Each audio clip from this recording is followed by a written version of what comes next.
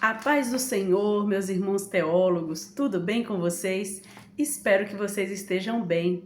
Sejam bem-vindos ao nosso canal AD Missão para o Mundo. Meu nome é Sandra Raquel, sou pastora da Assembleia de Deus Missão para o Mundo, sou bacharel em teologia, com pós-graduação em Novo Testamento e estou aqui no canal da nossa igreja para gravar mais uma aula do nosso curso básico em teologia para os nossos alunos que estudam à distância.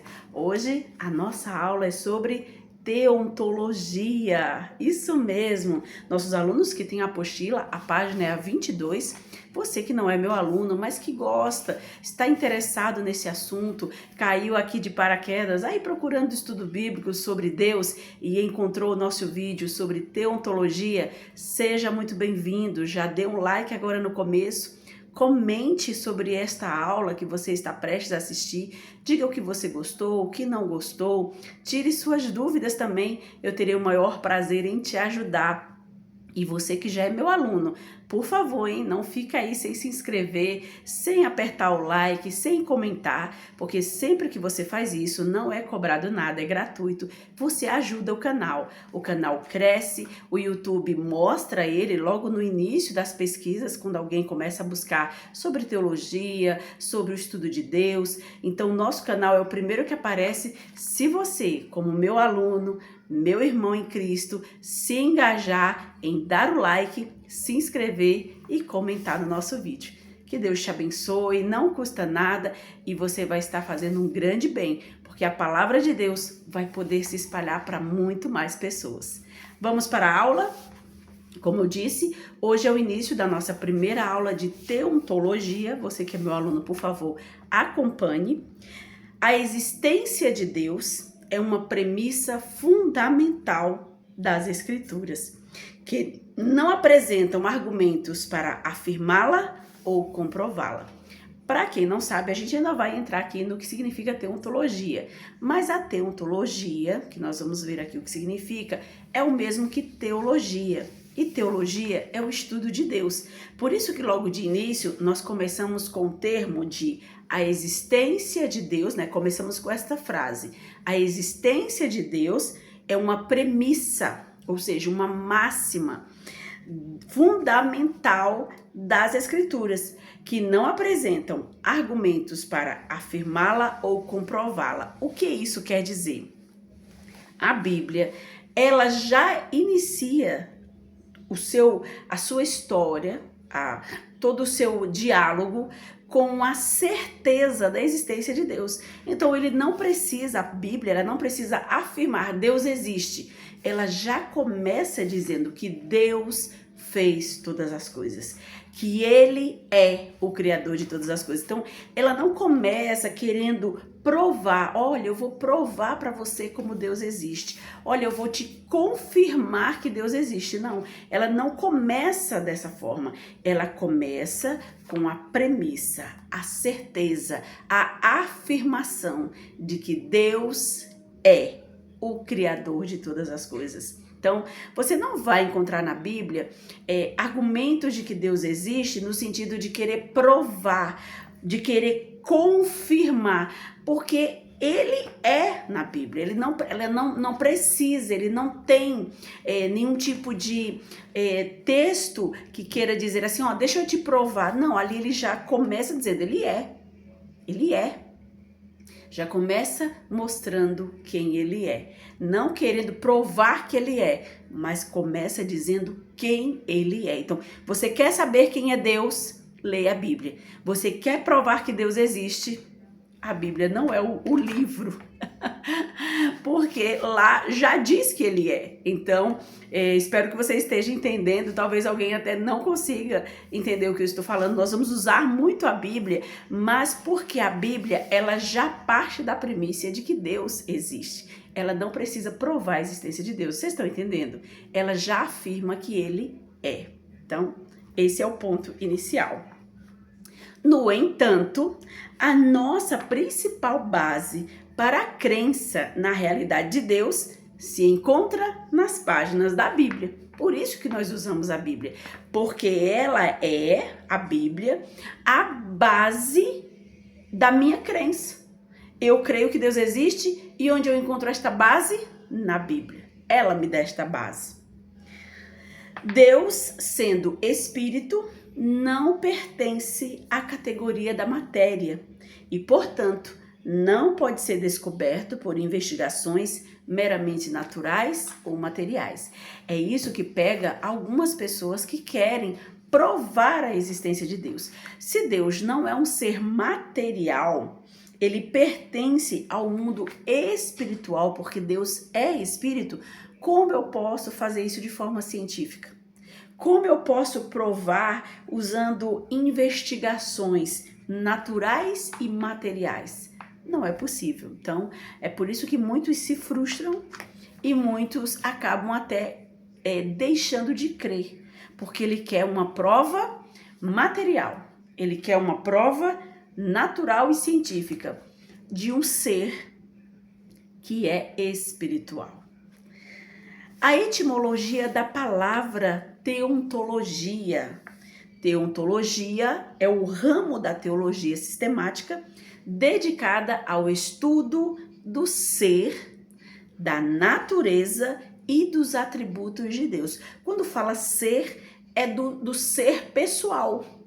Assim como eu e você somos seres humanos, ou seja, nós somos pessoas humanas, Deus é um ser, ele é um ser pessoal.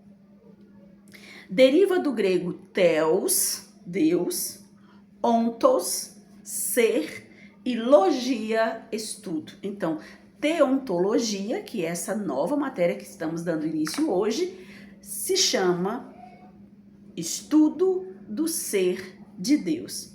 Foca em quem Deus é, sua existência, a trindade, decretos, criação e providência, tudo baseando-se na revelação bíblica. É isso mesmo, como eu disse no início, a nossa fé, ela tem como base o que foi revelado sobre Deus nas Escrituras Sagradas. Os principais aspectos da teontologia. Primeiro, a definição. Estudo de Deus como ser. Teologia prática. Na prática, quem Deus é? Atributos de Deus. Analisa características como onisciência, onipresença, onipotência, amor, justiça e santidade. A Trindade. Estuda a natureza de Deus em 3 pessoas: Pai, Filho e Espírito Santo. Obras de Deus. Envolve os decretos divinos, a criação e a providência. Existência de Deus. Aborda argumentos sobre a existência divina e como ele se revela. Veja que são argumentos. Nós vamos ver aqui na apostila que tem os argumentos da criação, os argumentos da humanidade, os argumentos da própria Escritura Sagrada. Como eu disse no início, não é que ela tem interesse em provar, mas ela revela que ele é. O objetivo da teontologia não é esgotar o conhecimento de Deus, não é esgotar o conhecimento sobre Deus, mas compreender o que foi revelado para fundamentar a fé cristã. Então, eu e você somos cristãos, cremos em Deus, cremos em Jesus Cristo, cremos no Espírito Santo. Nossa fé é fundamentada na existência de Deus. E a base da nossa fé é o que foi revelado nas Escrituras Sagradas. Definição de Deus. E eu quero que você aproveite aqui, enquanto você estiver assistindo a nossa aula, e já pegue a sua Bíblia, porque nós vamos ler muitos textos. Definição de Deus. Deus é espírito pessoal, ou seja, ele não é um vento, ele não é um vapor, ele não é uma respiração, ele não é uma força. Deus é espírito, como a Bíblia e as Escrituras dizem, mas ele é um espírito pessoal. Ele é uma pessoa, ele tem sentimentos, ele tem intelecto, ele tem vontades. Isso é o que faz um ser pessoal. Ele é perfeitamente bom, que em santo amor cria, sustenta e dirige tudo. Esse Deus maravilhoso, inteiramente pessoal, que quer ter um relacionamento pessoal conosco.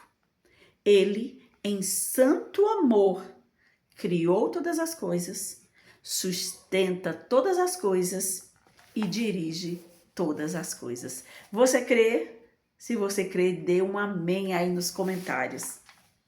Deus, sendo espírito, é incorpóreo, ou seja, ele não possui um corpo. Ele é invisível, nós não podemos vê-lo. Sem substância material, ele não possui carne e osso, como eu e você, uma substância material, uma matéria física, sem partes ou padrões físicos e, portanto, é livre de todas as limitações temporais, ou seja, Deus não está limitado ao tempo, ao espaço, como eu e você. Vamos ler alguns textos bíblicos que vão nos ajudar na compreensão dessa frase, dessa definição que eu acabei de ler para vocês? Estou pegando aqui a minha Bíblia e nós vamos começar, e eu quero que você também acompanhe comigo no Evangelho de João. Evangelho de João, no seu capítulo 4, versículo 24, que é bem conhecido, mas eu quero estar testificando para você através dos textos bíblicos, diz assim, 4, versículo 24. Deus é espírito e importa que os que o adorem em espírito e em verdade. Agora, Deuteronômio, livro de Deuteronômio, no seu capítulo 4, quero que você acompanhe comigo. Não vou ler todos os textos, tá? Mas pelo menos agora nesse início, para a gente deixar a aula mais enriquecida, principalmente da palavra de Deus, eu quero ler alguns textos para vocês. Deuteronômio 4, do 15 ao 20. Tudo está na apostila, tá bom? Diz assim a palavra do Senhor. Guardai, pois, com diligência as vossas almas, pois semelhança nenhuma vistes no dia em que o Senhor vosso Deus, em Horebe, falou convosco no meio do fogo, para que não vos corrompais e vos façais alguma imagem esculpida na forma de qualquer figura, semelhança de homem ou mulher, figura de algum animal que haja na terra, figura de alguma ave que voa pelos céus, figura de algum animal que se arrasta sobre a terra, figura de algum peixe que esteja nas águas debaixo do mar. Debaixo da terra. Que não levantes os teus olhos aos céus e vejas o sol, a lua e as estrelas, todo o exército dos céus, e sejas impelido a que te inclines perante eles, e sirvas àqueles que o Senhor teu Deus repartiu a todos os povos debaixo de todos os céus.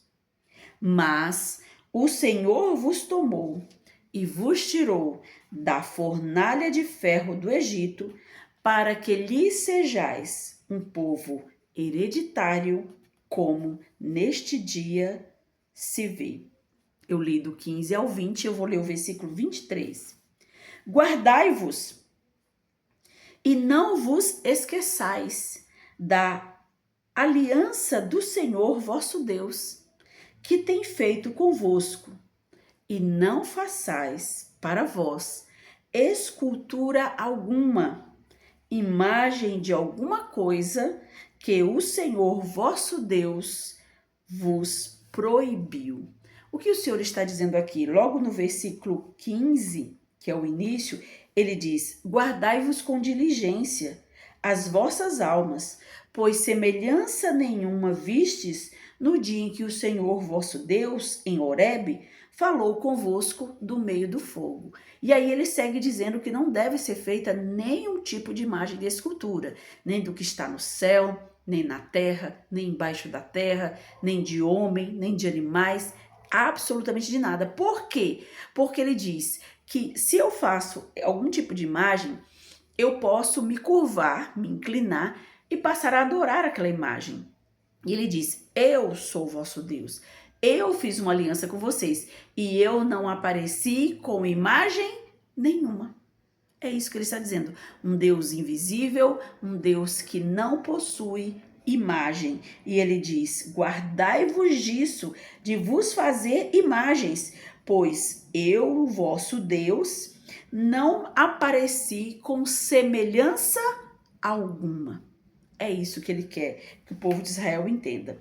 Lucas 24, 39, vamos ver rapidamente só mais alguns versículos. Evangelho de Lucas, no seu capítulo 24, e o versículo é o 39 que diz: vede as minhas mãos e os meus pés, que sou eu mesmo. Apalpai-me e vede, pois, um espírito não tem carne nem ossos, como vedes que eu tenho. Veja que aqui é uma fala de Jesus. E Jesus está dizendo: eu ressuscitei em corpo, em carne e osso. Eu não sou um espírito, pois um espírito não tem carne e nem osso. Mostrando mais uma vez que se Deus é espírito, Deus não possui um corpo. Colossenses 1:15. Vamos para mais um texto. Carta de Paulo aos Colossenses. O capítulo é o 1 e o versículo é o 15. Ele diz: o qual é a imagem do Deus invisível, o primogênito de toda a criação. Nós vamos nos aprofundar mais nesse texto de Colossenses 1:15 quando estivermos estudando a nossa próxima matéria, que será Cristologia. Porque Cristo, sim, é a imagem do Deus invisível. Veja que no Antigo Testamento, Deus se apresenta como espírito, sem corpo, sem imagem. Mas quando Jesus vem, quando Jesus aparece no Novo Testamento, encarna, o apóstolo Paulo escreve e diz: ele, Cristo, é a imagem do Deus invisível, aquele que não se podia ver, que não se podia tocar, que não se podia contemplar sua face, foi visto através do seu Filho. Quando entrarmos em Cristologia, vamos poder nos aprofundar mais ainda nesse texto. Salmos 102, vamos lá? Salmos 102, versículo 25. Já estamos terminando aqui os nossos textos bíblicos.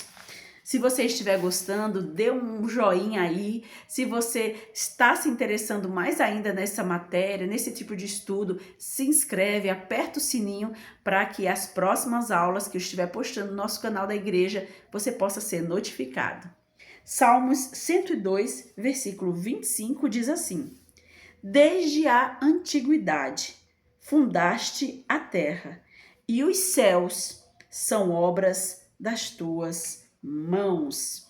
E agora, 1 Reis 8:24, primeiro livro dos Reis, no seu capítulo 8, e o versículo é o 24, que diz assim: que guardaste a teu servo Davi, meu pai, o que ele disseras, porque com a tua boca o disseste e com tua mão o cumpriste, como neste dia se vê. Aqui vai falando sobre as mãos de Deus, as suas obras, e mais na frente nós vamos falar sobre estas características que a palavra de Deus traz sobre Deus. E por último, Jó 34. Vamos para o livro de Jó, no seu capítulo 34, e o versículo é o 21, que diz assim: porque os seus olhos serão sobre os caminhos de cada um. Ele vê todos os seus passos. E aí parece até uma contradição, não é? Eu acabei de dizer que Deus não possui carne nem osso, ele não possui corpo, ele é um Deus invisível. Jesus é a imagem do Deus invisível. O Deus que se apresentou para Moisés no Monte Horebe, ele diz: eu não apareci a vocês com imagem alguma e por isso vocês não devem construir ou esculpir nenhum tipo de imagem. E então depois você vê ele falando sobre mãos, sobre olhos. Nós vamos estudar sobre isso e é muito bom que você fique curioso e se interesse em pesquisar sobre isso. O que significam os termos físicos que são aplicados a Deus como se ele fosse um homem? É isso mesmo. Nesses textos que nós acabamos de ler, principalmente esses últimos, eu já fui dando ali já uma pincelada dessas características que são dadas a Deus, mesmo eu sabendo que Deus não é homem, que Deus é espírito incorpóreo, ou seja, não possui corpo, ele é invisível, ainda assim ele é apresentado e aplicado muitas vezes a ele características como se ele fosse um homem. Lá no Salmo 102, como a gente leu o versículo 25, diz que ele possui mãos. Lá em 1 Pedro 8,24, quero que você leia aí na sua casa, diz que ele possui boca. Em Jó 34,21, que nós acabamos de ler, diz que ele possui olhos. E em 1 Pedro 3,12 diz que ele tem ouvidos e rosto. O que isso significa, professora? Tais expressões, né, de mão, boca, olhos, ouvidos, são chamadas de antropomorfismos. Vou falar novamente, eu dei uma engolida aqui nas palavras. Antropomorfismo. Antropomorfismo vem de duas palavras gregas, antropo, homem, e mórficas, que é forma. Devem ser compreendidas no sentido de serem termos humanos usados para trazer a pessoa de Deus até a compreensão humana, a compreensão da mente humana, capacitando-a a compreendê-lo. O que acontece é que nós, como seres humanos, não conseguimos compreender algo que esteja muito além da nossa compreensão. Já tá de cara. As coisas, para serem compreendidas por nós, precisam estar dentro do nosso nível de compreensão. Não pode estar além. Se estiver além, é lógico que nós não vamos conseguir entender. E Deus não quer isso. Deus quer que eu e você tenhamos um relacionamento com ele de compreensão, de entendimento, de conhecimento. Ele não quer falar e eu simplesmente ficar voando. Ele quer falar e eu entender o que ele está falando. Por isso que ele se apresenta, que é a forma, vem a parte mórfica, né, que é forma humana, para que, para o meu entendimento, eu consiga compreender. Porque para nós é muito mais, principalmente para o nosso cérebro humano, aquilo que é comum, fica melhor para o meu cérebro assimilar. Tanto que quando nós, seres humanos, nos deparamos com uma imagem muito forte, uma imagem muito violenta, assim, muito fora do padrão natural, o nosso cérebro, algumas pessoas, tem pessoas que são mais sensíveis, elas têm ali um choque terrível, mas os mais fortes, o cérebro tende a pegar a imagem e mudá-la para algo comum, para algo familiar, para que aquele choque não venha trazer um trauma para aquela pessoa e ela ficar ali num estado, algumas pessoas ficam catatônicas, né? Realmente sem conseguir mais, muitas demoram muito para conseguir se restaurar psicologicamente. Então, nosso Deus, ele não se apresenta como ele é. Ele se apresenta de uma maneira humana para que eu e você possamos compreender. Como conciliar passagens que afirmam que homens viram a Deus com outras que declaram que Deus jamais foi e nem pode ser visto? Como que eu faço a conciliação disso? Porque a Bíblia diz claramente que Deus não pode ser visto por homem nenhum. E existem outros textos que dizem que homens viram a Deus face a face. Vamos ver os textos bíblicos para você entender o que cada um quer dizer? Êxodo 24, 10 é o primeiro texto que nós vamos ler e eu quero que você acompanhe aí na sua Bíblia. Êxodo 24 e o versículo é o 10. Quando eu estou em sala de aula, eu aproveito esses momentos para pedir para os alunos lerem para mim. Êxodo 24, versículo 10, que diz: E viram o Deus de Israel, debaixo do qual havia como que uma pavimentação de pedra de safira, que se parecia com o céu na sua claridade. Olha que coisa mais linda a forma como Deus se apresentou para eles. Juízes, vamos lá, Juízes, capítulo 13, livro de Juízes, capítulo 13, e o versículo é o 22, Juízes 13, 22, que diz assim: E disse Manoá à sua mulher: Certamente morreremos, porquanto temos visto a Deus. E agora, Êxodo de novo, vamos voltar lá para Êxodo 33, livro do Êxodo, no seu capítulo 33, e o versículo é o 21 ao 23, que diz assim: Disse mais o Senhor: Eis aqui um lugar junto a mim, aqui te porás sobre a penha. E acontecerá que, quando a minha glória passar, pôr-te-ei numa fenda da penha, e te cobrirei com a minha mão, até que eu haja passado. E havendo eu tirado, é só até o 23, isso. E havendo eu tirado a minha mão, me verás pelas costas, mas a minha face não se verá. Olha que interessante, não é? Em todos esses episódios aqui, esses textos bíblicos, estas pessoas conseguiram ver a Deus, mesmo que fosse partes apenas dele, mas conseguiram ver. Como se explica isso?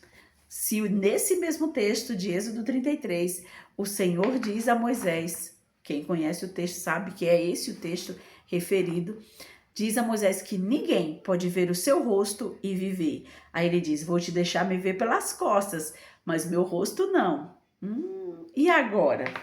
Vamos para o exemplo 2.